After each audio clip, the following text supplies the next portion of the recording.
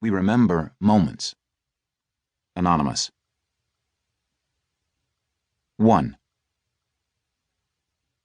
15 years later.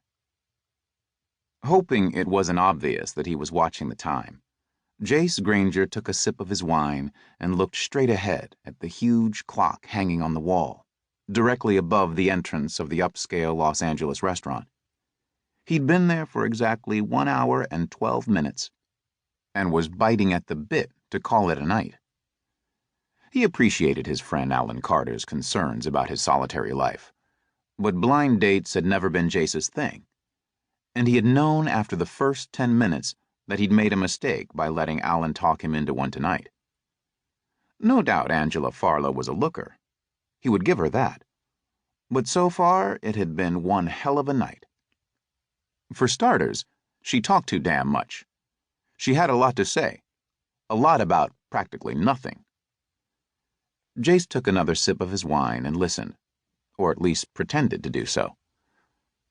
The last couple of times he had tried interjecting his own thoughts and views, she had unabashedly cut them down, letting him know what she thought of any opinions other than her own. Noticing a lull in the conversation, Jace shifted his gaze from the clock back to her and saw the sultry pout that touched her lips. "Why do I get the feeling that I'm boring you?" she asked in a low tone. "Because you are," he was tempted to say. But being the gentleman that he was, instead he said, "On the contrary, I happen to find you anything but boring," plastering a smile on his face. "In fact, I find you simply fascinating." Now, that wasn't a lie. He doubted there were many women like her. Hell, he hoped not. "Well," she said, smiling all over the place at the compliment, "I've talked enough about me. Now I want to hear about you. Alan tells me the two of you went to law school together and that, as a government attorney, you're in charge of making sure the great state of California stays on a straight and narrow path." She rested her chin in her hands. "What made you want to work for the government instead of going into private practice? Alan said you graduated from UCLA at the top of your class." Jace forced his body not to tense, something that usually happened whenever he was questioned about his decision to work in the public sector instead of the private, where he could have become a millionaire if he'd set his mind to it.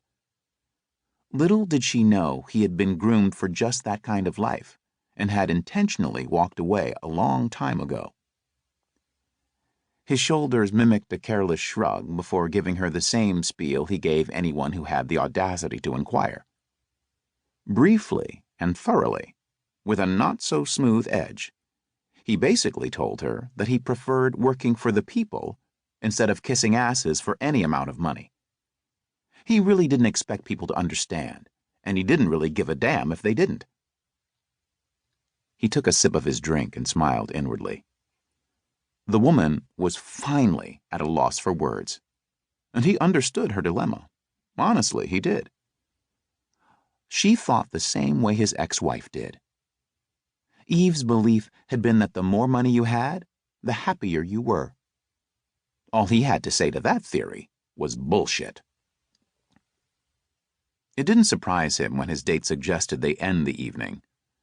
That was fine with him, since the last thing he wanted was to become involved with another woman who had the same mindset as his ex-wife. An hour later, he was entering his condo, grateful the evening with Angela had ended, and that his path wouldn't cross hers anytime soon. He figured she was probably on the phone with Alan at that very moment, giving him a piece of her mind about setting her up on a blind date with a man who, evidently, hadn't any plans of making anything of himself. Jace pulled off his jacket and was about to take it to the closet and hang it up when his cell phone rang. He wondered if it was Alan calling him already. He checked caller ID and saw it wasn't Alan, but his grandfather. It had to be past midnight in Virginia, and he wondered why the old man was calling so late. "Yes, Granddad?" "Jace?" He frowned. It was not his grandfather's deep, authoritarian voice.